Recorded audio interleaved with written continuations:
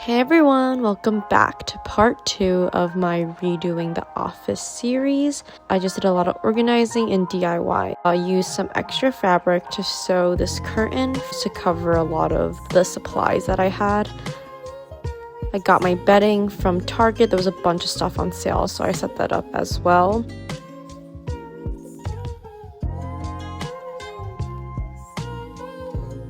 This was a bigger project.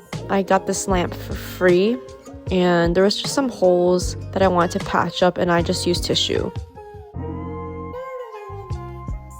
I ended up using this in my living room instead. Finally, I worked on some paintings as well. So this is a cityscape of Hong Kong.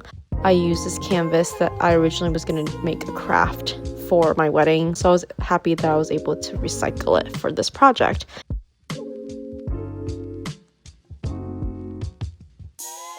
I'm glad I was able to kind of have some personal touches in the bedding and artwork of the office, and I'm excited to show you guys how it looks.